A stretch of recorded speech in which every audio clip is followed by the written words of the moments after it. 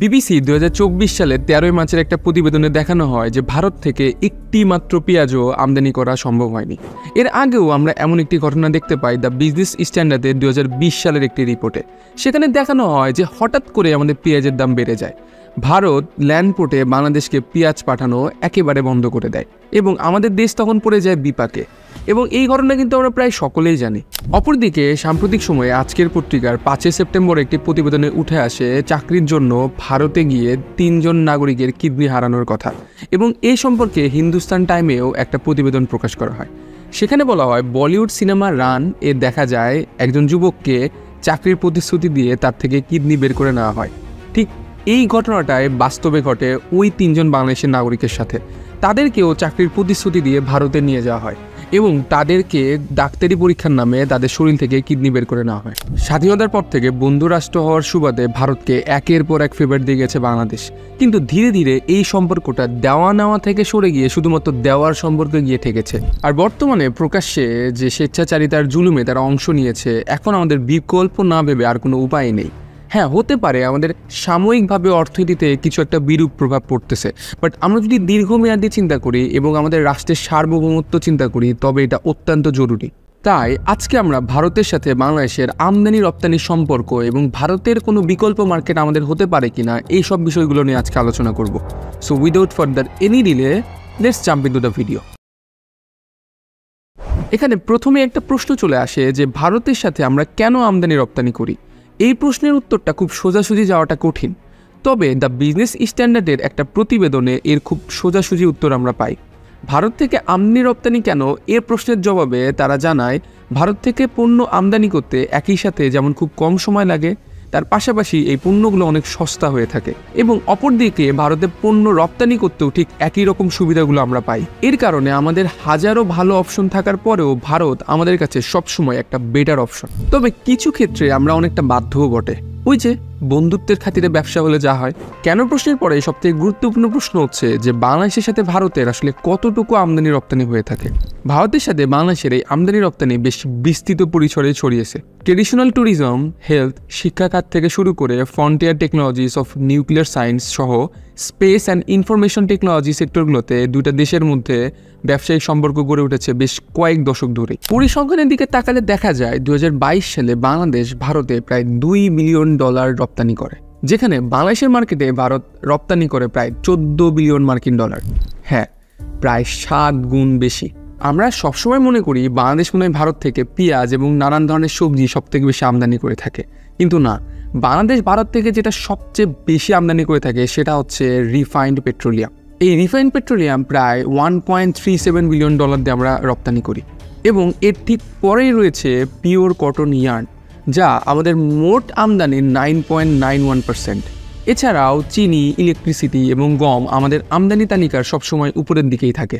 অপরদিকে বাংলাদেশ ভারতে যে জিনিসটা সবচেয়ে বেশি রপ্তানি করে তার মধ্যে আছে non knit main suit and textile স্কার্ফস।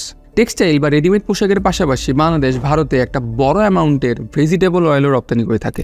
এখানে একটা বিষয় লক্ষণীয় যে ভারত এবং বাংলাদেশের মধ্যে এই আমদানি রপ্তানির গ্যাপটা কিন্তু অনেক বেশি এবং এই গ্যাপটা কিন্তু একদিনেও ক্রিয়েট হয় নাই। বন্ধুত্বের খাতিরে তারা যে ব্যবসার কথা বলে এটা হলো একটা শুভঙ্করের ফাঁকি। 2007-08 অর্থ বছরে যেখানে ভারতের মোট রপ্তানি ছিল $2.76 বিলিয়ন এবং আমদানি ছিল $0.22 বিলিয়ন, সেটা বিগত কয়েক বছরে 700% বেড়ে গেছে। এবং বাংলাদেশের ভারতের এই আমদানি রপ্তানি সম্পর্কে সবসময় লাভ হয়েছে ভারতে। বাংলাদেশের লাভের কথা চিন্তা করলে সেটা সবসময় শূন্যের কোঠাতেই থেকে গেছে এবং এর পিছনেও রয়েছে কিছু চাল। বাংলাদেশ ভারত ট্রেডকে যতটা অতিরঞ্জিত করে দেখানো হয় বিষয়টা কিন্তু মোটেও এমন না। বাংলাদেশ থেকে ভারতে রপ্তানিকৃত বিভিন্ন পণ্যের ওপর তাদের রয়েছে নানা রকম কর, এছাড়াও ট্যারিফ, পোস্ট ট্যারিফ সহ আরও অনেক ধরনের ঝামেলা তো আছেই। এছাড়াও তারা যে ইনফ্রাস্ট্রাকচার এবং দেশের কানেক্টিভিটির কথা বলে সেখানেও কিন্তু রয়েছে তাদের বৃহৎ একটা স্বার্থ। 2016 সালের পর থেকে ভারত বাংলাদেশকে প্রায় $8 বিলিয়ন দেয় বিভিন্ন ডেভেলপমেন্টের জন্য। এই ডেভেলপমেন্টগুলোর মধ্যে বেশিরভাগই কিন্তু ছিল রেল, পোর্ট ইনফ্রাস্ট্রাকচার অথবা শিপিংয়ের জায়গাগুলোতে। কিন্তু এখানে প্রশ্ন আসতে পারে কেন তারা এই জিনিসগুলো করতেছিল। কারণ তাদের রপ্তানি আরও বাড়াতে হবে, কেননা ভারতের তুলোর সবচেয়ে বড় আমদানিকারক তো আমরাই। এছাড়া শুধু ব্যবসা নয়, তাদের যাতায়াতের সুবিধার জন্য তারা বাংলাদেশকে ব্যবহার করতে এইটুকু পরিমাণ পিছপা হয় না। সম্প্রতি আখাউড়া আগরতলা যে লিঙ্ক রোডটা, এটা ভারতকে তাদের উত্তর অংশের সাথে যোগাযোগের একটা বিকল্প পথ করে দেয়। যেখানে আগে তাদের যাতায়াতে সময় লাগতো 31 ঘন্টা, সেখানে এখন তাদের সময় লাগতেছে মাত্র 10 ঘন্টা। এছাড়া কিছুদিন আগে যে রেল ট্রানজিটের ঘটনা ঘটে, এটা তো আমাদের সকলেরই জানা। এ থেকে আমাদের সামনে আরেকটা জিনিস কিন্তু স্পষ্ট হয়ে যায়, ভারতের সাথে আমাদের সম্পর্কটা দেওয়া নেওয়া থেকে সরে গিয়ে শুধুমাত্র দেওয়ার সম্পর্কে পরিণত হয়েছে। বিকল্পের কথা যে আমাদের কেন চিন্তা করতে হবে, এটা মনে হয় আমাকে আর আলাদা করে বলতে হবে না। দ্য বিজনেস স্ট্যান্ডার্ডের একটা প্রতিবেদনে উঠে আসে 2022 সালে বাংলাদেশের লিডিং ইম্পোর্টের মধ্যে সবথেকে এগিয়ে আছে যে দেশটা, সেটা হচ্ছে চীন। আমাদের মোট ইম্পোর্টের প্রায় 25.6%ই আসে এই চীন থেকে। তাই চীনই কিন্তু হতে পারে ভারতের সবথেকে বড় বিকল্প। শুধুমাত্র পার্সেন্টেজের কথা চিন্তা করে না, এই আমদানি রপ্তানি কিন্তু যে কোনো দুইটা দেশের মধ্যে কূটনৈতিক সম্পর্ক অনেক বেশি জোরদার করে এবং বিদেশি ইনভেস্টমেন্টের জন্য এটা অনেক বড় একটা ভূমিকা রাখে। তাই চীন কিন্তু খুব সহজে আমাদের ভারতের বিকল্প হতে পারে যদি চীনের বাজারে আমাদের আনাগোনা কিছুটা বাড়ে। একটু পণ্যের পার্সপেক্টিভ থেকে আমরা বিষয়টা বোঝার চেষ্টা করি। এখন সবগুলো পণ্যের তো একে একে বিকল্প দেখানো সম্ভব না। বাংলাদেশের সবথেকে বেশি আমদানি করা প্রোডাক্টটা হচ্ছে রিফাইন্ড পেট্রোলিয়াম।